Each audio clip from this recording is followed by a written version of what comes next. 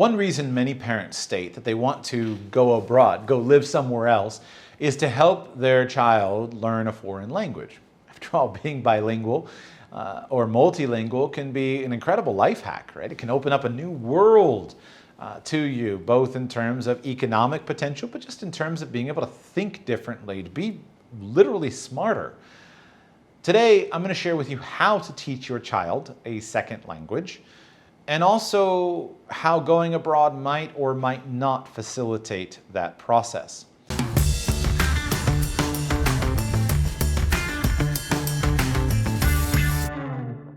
My name is Joshua Sheats, founder of Radical Personal Finance, here today for Nomad Capitalist, where Andrew Henderson and his team help 7- and 8-figure entrepreneurs legally go where you're treated best. More information at nomadcapitalist.com. In today's video, I want to give you a very simple outline first of how to teach your child a foreign language with a few brief points. Now, this is an extensive subject that I can't possibly do justice to in a 10-minute video. There's hours on this and many books written. But if you look through all those books and hours of videos, as I have done, you boil things down to a few simple principles. The first principle is this: the way that a child or an adult, meaning you or me, the way that a human being learns a language is by being exposed to what is called comprehensible input. This is a term that was coined by the language researcher and academic named Krashen. This basic idea is that if you have comprehensible input, you will learn a language. So what is comprehensible input? Well, let me give you an example. If I say to you or do something like this, I'm speaking to you and I say, ¿Quieres un vaso de agua? And I hold out to you a glass of water. If I say, ¿Quieres un vaso de agua? Just like that, you're going to understand that I'm asking you if you want a glass of water. You have no concept that vaso means glass or that I'm offering you agua, which is water. You just know that I'm handing you a glass of water and I'm saying, ¿Quieres un vaso de agua? And so quickly your brain starts to associate that string of unintelligible syllables with the concept of this glass of water. And this is what children do when they're learning their native language, right? If you are handing your child a cookie and you say, here, would you like a cookie? Your child sees the cookie and they say, I see the cookie, I want a cookie. And so they start to understand that cookie means delicious something in your mouth. That's how we acquire language. And so if you can expose your child or yourself, you can expose someone to comprehensible input, that person will learn the language. Notice that it's input, it's not output. For example, I am convinced that my second child speaks Spanish, but almost never does she actually speak Spanish. What she actually does is understand Spanish. I read to her Spanish novels, and she enjoys them, although sometimes she resists them a little bit.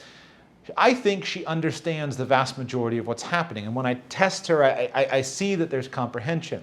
But she doesn't speak the language, at least not yet. Now, at some point in time, she will. My eldest child, who is 8, does speak Spanish. He's totally confident and fluent in a Spanish-speaking environment. And so what I'm emphasizing to you is that if you want to learn a language, or you want your child to learn a language, what you need is input. That input doesn't have to be output. So you learn a language based upon input, and then in time you express that language after it has been learned and acquired with input. The other aspect of it is that it needs to be comprehensible input. Now, that word comprehensible is obvious to an English speaker, what it means. You need to be able to understand it.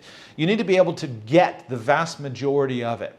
Now, I'm emphasizing this to mean that you cannot take your 12-year-old child from the United States, move to Florence, Italy, enroll your child in an Italian school where he or she is going to be spoken to exclusively in Italian, and expect your child to magically learn Italian.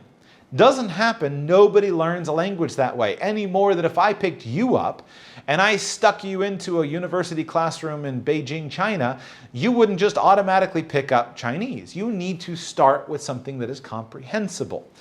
But if you are exposed, or if your child is exposed to comprehensible input, they will learn the language. Now, there are other aspects of language learning that develop. Comprehensible input can be in terms of audible materials, things that your child hears.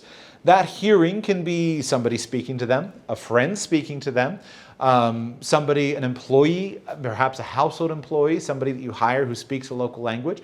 That input can be listening to a teacher in class, understanding that the teacher is gesturing to the map and saying, this is Italia, right? So I understand that Italia means Italy. That input can be from watching TV. Children have acquired languages just from being left in front of cartoons. And if there's enough time, the child can acquire the language. Or it can be acquired in the form of structured language classes. If you or your children are exposed to comprehensible input for enough time, you or your children will in time learn a language. That language acquisition process will first be received. First, you'll be able to understand, and then in time, as there are opportunities, you will be able to express that language. How does going abroad help this process? Well, for some people, I want to emphasize it does not. In my travels around the world, I have met many well-intentioned adults, well-intentioned parents, and their children who went abroad thinking that if I just go to my country, the target country of choice, I'm going to somehow acquire this language by osmosis.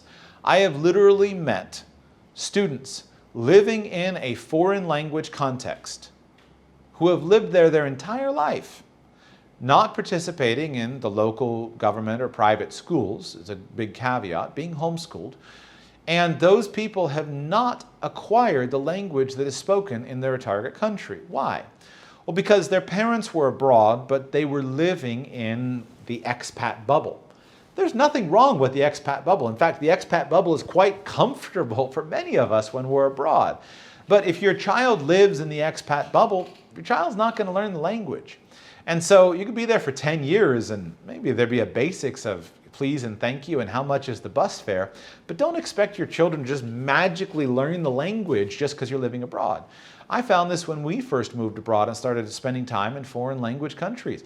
I found how easy it was to be in an expat bubble and never learn the local language. It's hard, and it will be hard for you even when you move abroad. But if you will systematically expose your child to comprehensible input while abroad, and you'll facilitate opportunities for them. Might be a classroom, might be a language class, might be playmates, might be, again, household employee, right? Many people will hire a maid or a nanny, something like that, speak to the child. In time, they will learn. What I also point out to you, though, is you don't have to go abroad to achieve that goal. Going abroad might help. In my experience, the biggest reason that it helps is the ability to acquire foreign language material, things like books, TV shows, having your child be exposed to it and having playmates, etc. But you can do that in your home country. All you need is comprehensible input and time. Now, as an adult, you need motivation, right? Most adults don't learn languages because they're not motivated to learn languages. They don't want to spend the time with it to absorb the language. For children, motivation means putting them in a situation where it's kind of forced upon them or putting them in a situation where they're really desirous of it. But you can recreate this in your own home. After having spent time teaching my children Spanish while living and spending time in Spanish-speaking countries, I'm convinced that the experiences that we had can be recreated with just visiting a Spanish-speaking country, but by putting Spanish input in our home. I found that the most important thing was my reading to my children in Spanish. That's how they started to learn Spanish. I found that another very important thing was hiring a Spanish-speaking nanny, hiring a Spanish-speaking housekeeper. I could do that in many countries of the world. So don't think that you have to live in another country in order to teach your children that language. Also, don't think that just because you move to that country that the language acquisition will be automatic. How do you teach your child a foreign language? You expose your children to comprehensible input, and then you put them into situations where in the fullness of time they will want to express what has been absorbed into their minds. You expose them to input, friends, classes, YouTube channels, cartoons, books, novels, magazines, anything that they're interested in the foreign language, you expose them to that. In time, they acquire the language internally, and then you put them into situations where it will be useful to them in order to get what they want to express it. That's it. Don't think that you have to go abroad to do it. So if you are saying, this is the one reason why we're going to move to Colombia, but we don't want to live in Colombia, you don't need to live in Colombia to teach your children Spanish. It may help, may not, especially if you live in an expat bubble in Colombia. If you have questions about language learning, I'd love to share more of my experiences with you. I'll do that a little bit in the comments down below, trying to keep this video right on point. But it really is that simple for your children and for you. Comprehensible input, and then over time, situations where you want to express the foreign language. Don't stop now. We've got well over 1,000 more videos here on YouTube for you to watch and learn how to go where you're treated best. And if you want to work with Nomad Capitalist personally, go to nomadcapitalist.com/apply, learn about our unique, tried and true process, garnered over years of experience, and learn how you can become our client.